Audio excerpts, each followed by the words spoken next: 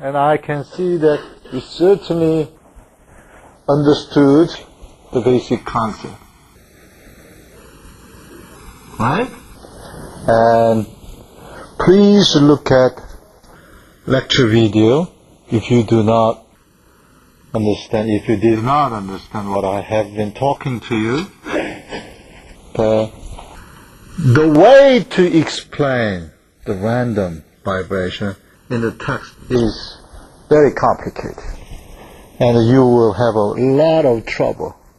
But this is sort of, I think, easier way compared with what tried in the text.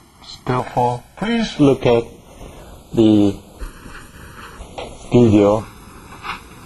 And for preparing midterm examination, what you have to know is the relation between the spectrum, transfer function, response spectrum, and the mean square value of excitation, transfer function, and the mean square response.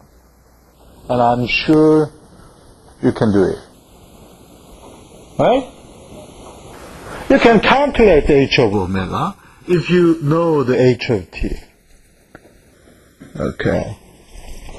This concludes chapter 3, and we are ready to move on to chapter 4 that handles 2-degree of freedom system, meaning that if you have a 2-mass spring dash problem.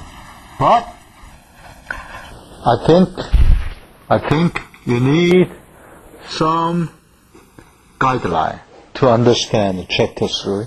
So let me summarize the chapter 3 from now on. And let's begin chapter 4 next coming Tuesday. Okay? Huh?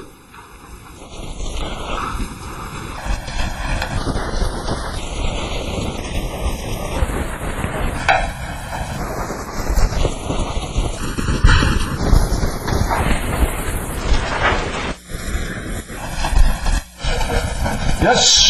Well, I can understand why the first spectrum is related to the very big. You cannot understand why the force spectrum is related to the energy of excitation? Okay. Unfortunately, I erased already.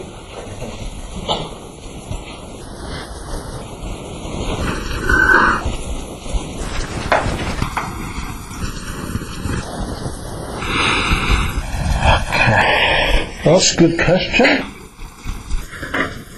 Honest question that represent all of you guys. I'm sure nobody really understood what I have been talking to. Brave question. Okay, forget about the detailed derivation. What we normally do when we do not know? Simple way, ask to the student who knows very well. Maybe second way, ask to the professor who has to know the answer. What do you do if there is no such a student or professor? Or you don't have a book? What do you do? Experiment. Yes. Very good point. What kind of experiment? And what kind of experiment do you do? Simple experiment. Simple experiment. Simplest experiment. Simplest experiment, you can do it. What is the simplest experiment?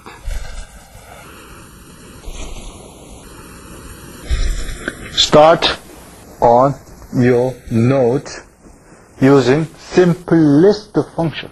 What is it? sine and cosine.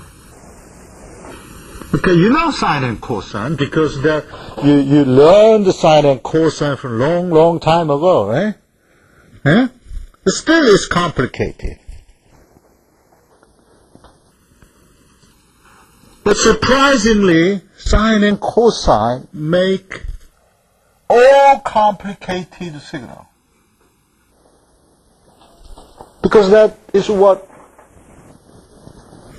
famous French mathematician Fourier says. Fourier, is it wrong expression? Can you pronounce Fourier in French? Fourier, okay. We call it Fourier.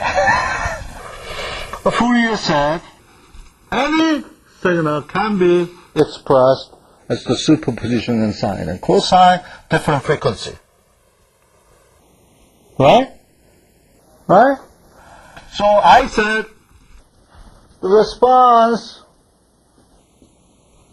in frequency domain is related with this. Okay? You agree with that? Huh? And then I do know that the conjugate of the response would be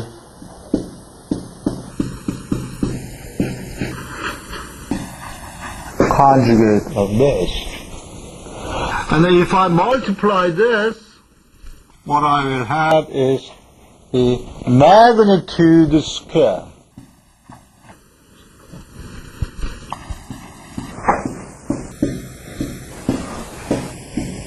Right? And also magnitude square of transfer function, magnitude square of the force function. Okay? And what is this? So if I draw this, let me first draw f of omega magnitude. Okay? And suppose it look like this. And magnitude square would look like this, right? Okay?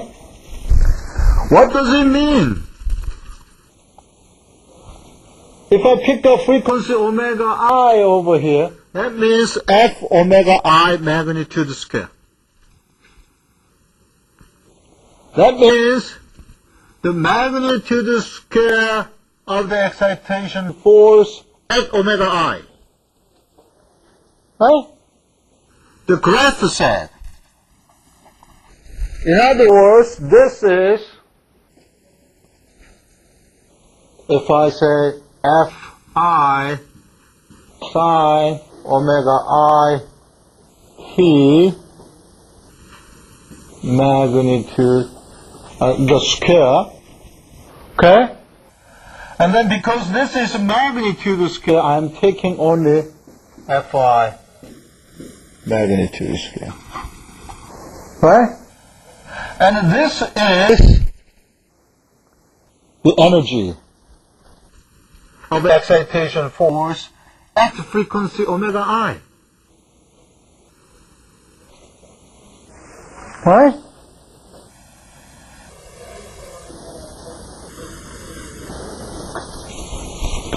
And each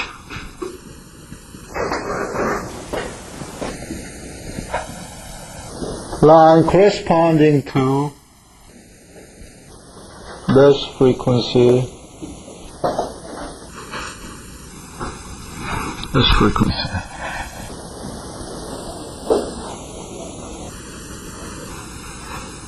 right? Because this is the concept of Fourier transform.